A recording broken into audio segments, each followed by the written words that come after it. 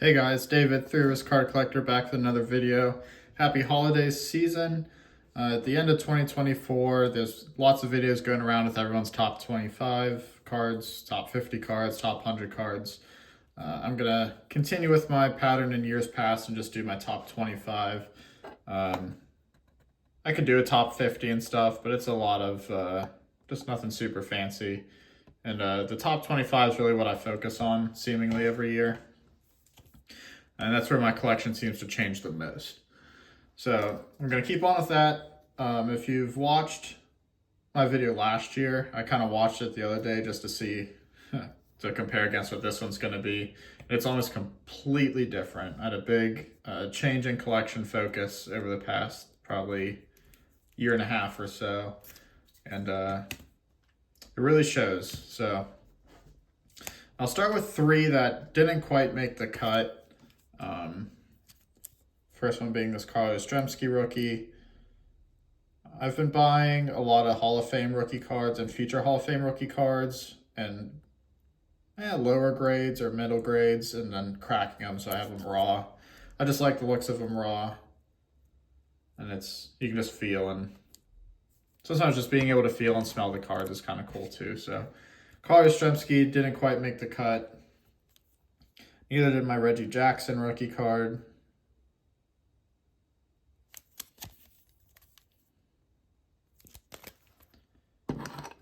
And then a pretty recent purchase also didn't make it, and that's this Evgeny Malkin Young Guns. Penguins have been on fire lately, which is encouraging to see. It's been a pretty dismal year so far, so seeing them have some success as of late is really cool. This one's in a BGS 9. I tend to keep my Pittsburgh cards graded. All right, so I'm going to lose track of the counts pretty quick. The way I did the values is they're loosely based on VCP. Anyone who uses VCP knows that there are issues with pricing on there. So I didn't want to go just solely off of the value that they throw in my little collection database, especially towards my higher cards in this, where they're in very low grades, 1s, 1.5s, 2s. Everyone who collects vintage understands that like centering plays a bit of a premium, like where the creases are on the cards, that plays a big part of it. So it's really hard to nail down just a generic one price per grade type thing. So when I say loosely, I kind of took some of my own liberties and based off of what I paid and some stuff. So number 25 is my OPC Premium Jaromir Jagr rookie and a PSA 10. I picked this up this year after I went to his jersey retirement game. I had the 9 already. I just went ahead and upgraded it to a 10. Vintage hockey is very down right now in the market. So if you want to get in and buy some of these all-time greats, now's a great time. That's worth roughly $150. Number 24, this is actually a brand new pickup, just came in today. And that is my Caitlin Clark rookie card. This is the select courtside variation version, whatever you want to call it. This is the pink ice parallel. So this is in a PSA 7. I won this in auction for $170. The lowest you can pick up a raw version of this right now is almost $100 more than what I won this 7 for. They're going normally right around $300, a little less maybe, as more and more get on the market. But I was really happy to use the lower grade. It's my advantage there. Number 24 in my collection. These don't show up too often, and just a BGS Authentic, so pricing gets kind of tough. I value this a little under $200, somewhere in that like 170 to 200 range.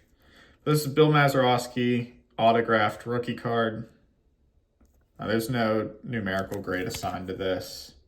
It's just the authentic autograph. But Picking up Pirates Hall of Famer autograph rookie cards is kind of one of my little side PCs. So really happy with that one there. Number 22 on my list. This is part of my vintage Topps through the years binder. And that is the 1970 Topps Nolan Ryan. If you're unfamiliar, this is a high number, so they're a little harder to find. In low condition like this one, I think it was a 2 that I snapped out to put in my binder. But these go for somewhere in that $170, $180 range.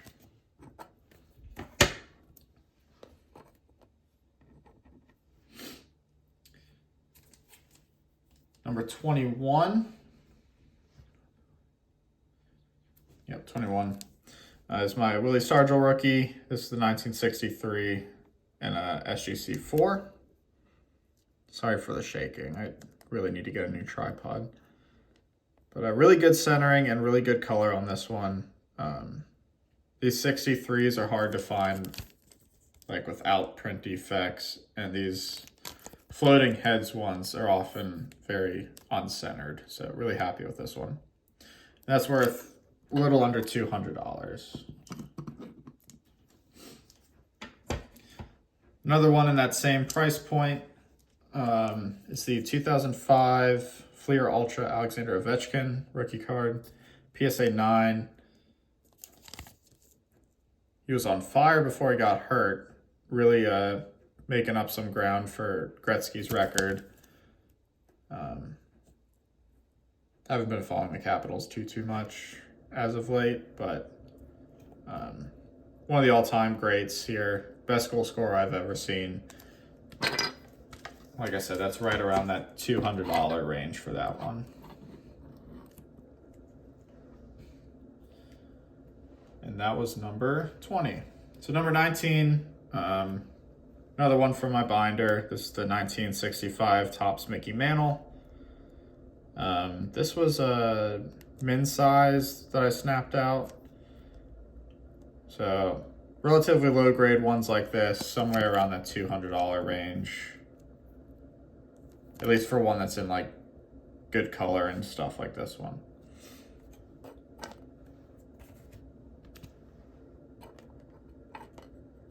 But authentics are always hard to price because they could be trashed or trimmed or anything like that.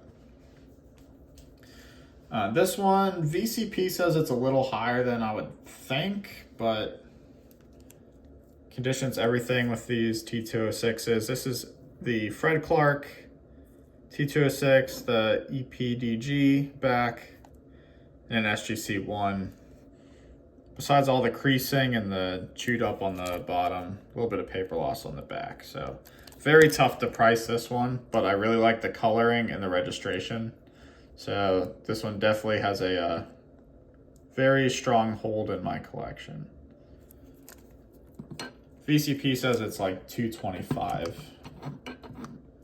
or so. I'm gonna go back-to-back cards out of what's left of my James Conner PC. One of my big 2024 initiatives was to move on from a lot of my super collection and put it back into my vintage PC and some other little side stuff I've been working on. But I kept a few of my favorites, this being one of them. This is the Contenders Optic Superfractor from 2017 Optic. James Conner, one of my favorite football players of all time. University of Pitt, Steelers, the whole cancer battle.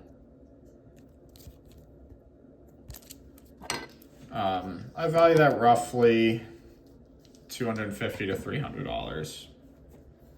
I could probably get a little more too, especially with him playing super well lately, but one-on-ones are always tough to price. And then I decided to just make them both $250. Like I said, tough to value, but this is the Flawless 101 RPA. A little bit of a logo patch there from 2017 Flawless.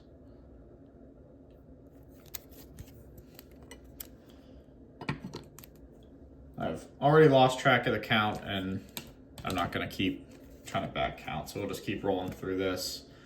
Next one, valued roughly around, VCP says it's at like 260. Must have been a low sale or something, because these are normally over 300. But this is the 1933 Gaudy Pi Trainer in a PSA 3. This card in particular, I have a hard time finding good registration. You can kind of see it up in this like dividing line between the grass. And you'll see it in his face too. So I was really happy to find this one in good shape.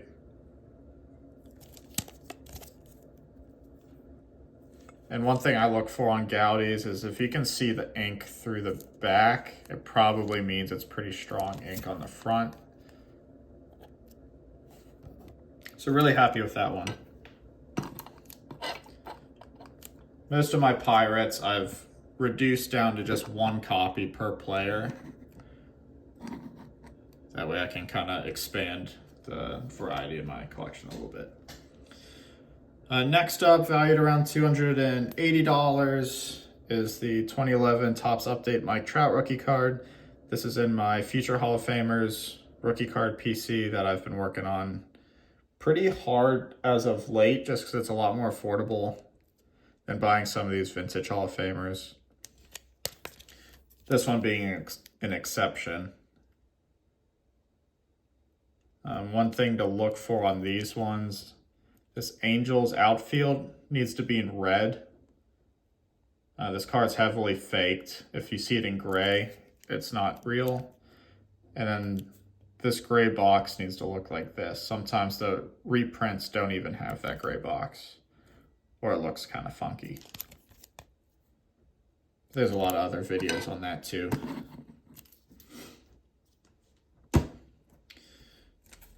Next up is a card that doesn't trade very often.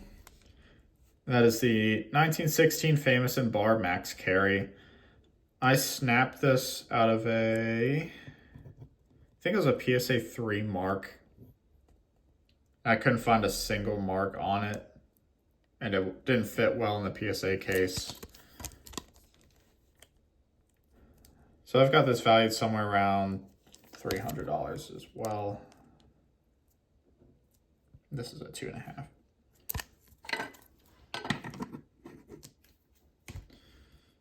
I think there's a random one-off high sale on this one lately. So VCP has this pretty high. But I think more realistically, somewhere in that $350 to $400 range. It's the Marc-Andre Fleury's Young Guns. This one's in a PSA 8. Fleury just the other day actually passed Patrick Roy for most career starts. He's now third all-time. Very close to passing Roberto Luongo as well. I don't think he's going to catch Brodeur at all because this is his last season. And Brodeur's got like 200 more starts. But, yeah, Marc-Andre Fleury Young Guns, one of the greatest of all time. Definitely an inspiration for me growing up, and I play goalie and deck hockey still now because of him. So priced around $400 is my Paul Wainer Harrington's Ice Cream card from 1928. This one's in an SGC 5. Just an absolutely beautiful copy of this card. These came in ice cream treats. And you would collect them and trade the sets in for stuff. Really happy with this card here. Early Paul Wainer.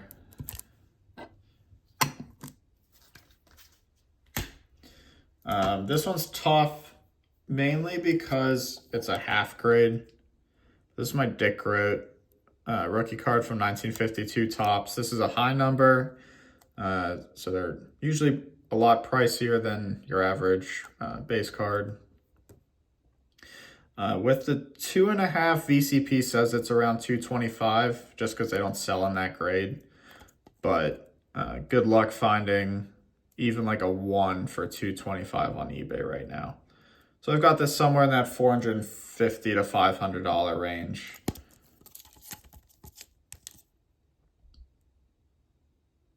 Really happy with this one. Next up is a pretty new purchase for me. We're going to replace that Flur Young Guns with another Young Guns. This one being the Conor McDavid. It did come back a 5. I don't think I ever made a video with what it came back as. Pretty expected. Low grade copy, but high grade copies of this are comic cards. So really happy to be able to own a Conor McDavid Young Guns, even if it's a little well loved. This is valued around $500.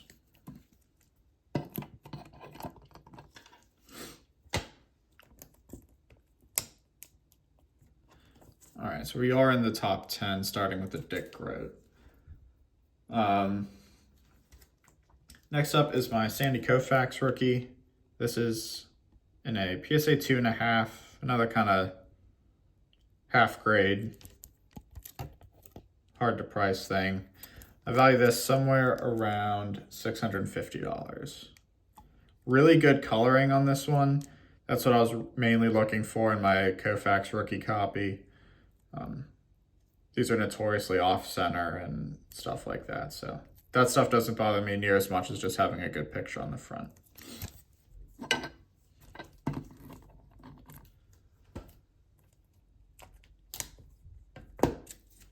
Next up, this is number 7.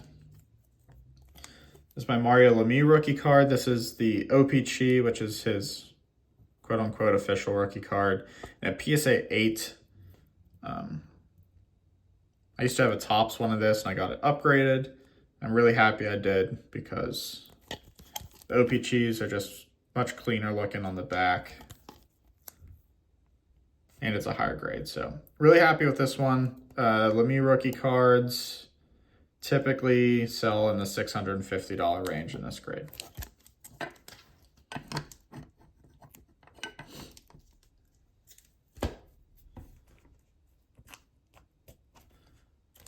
All right, number 6, 1959 Bob Gibson. This card is very well centered for a 1959, so that carries a good premium when it comes to pricing these. This is an SGC 4.5. I also value this in that $650, $675 range.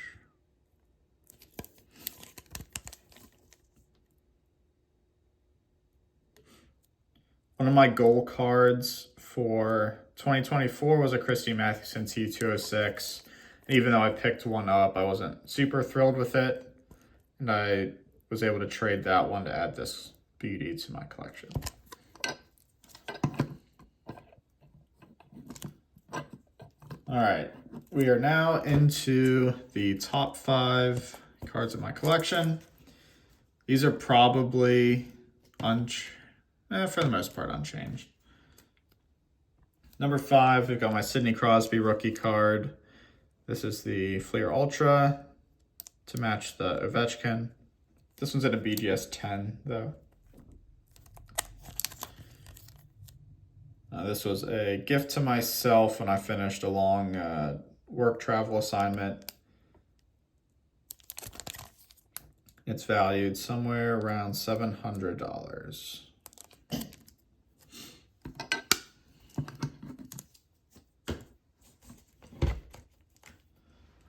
Number 4, this card's been moving around. All these cards have been moving around a lot, but again, we're in those lower grades. But this is the 1953 Topps Jackie Robinson in a 2.5.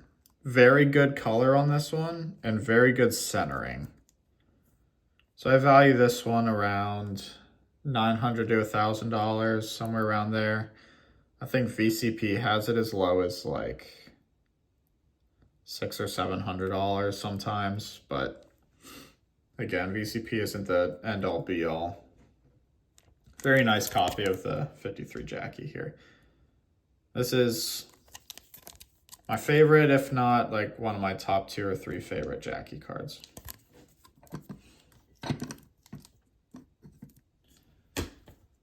Number 3 is my 1953 Topps. This is the Willie Mays, number 244, high number, and an SGC 1. Very well loved, but those creases stay off of his face. And pretty good centering on this one also. So really happy with this version of the card.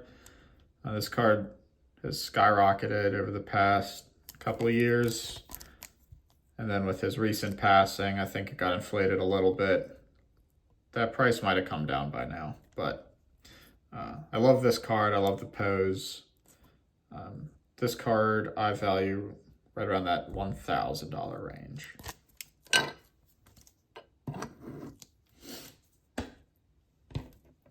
Number 2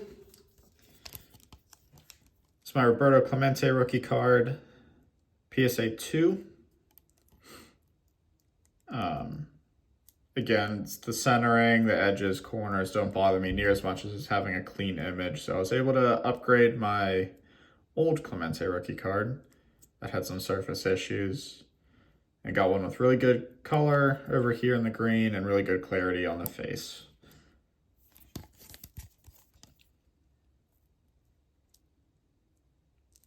This card I value around $1,300 or so. It seemed to have cooled off a little bit, but might be a good time for you guys to buy one. And last but not least, my HanGaron rookie card. This is an SGC 1 because of the paper loss on the back. But if you weren't looking at that paper loss there and the paper little addition there, you'd think this is a much, much higher grade based on the color and registration. So I'm absolutely in love with this card. Again, SGC 1 can mean anything from like a card that's taped together and heavily creased to something like this. So I value this one as high as $1,800 to $2,000. Just because you're never going to find a low grade copy that looks anything near as good as this. So that'll do it for my top 25. Thank you guys for watching. Let me know which one of the new additions is your favorite. I've got a couple videos planned. I don't think I'm going to do a goals one just because my goals seem to change too often to do a video worthwhile about it. But I do want to talk about some future Baseball Hall of Famers and some good buying opportunities for some of their rookie cards. So stay tuned for that one. I hope you guys have a Merry Christmas and a Happy New Year, and I'll catch you on the next video.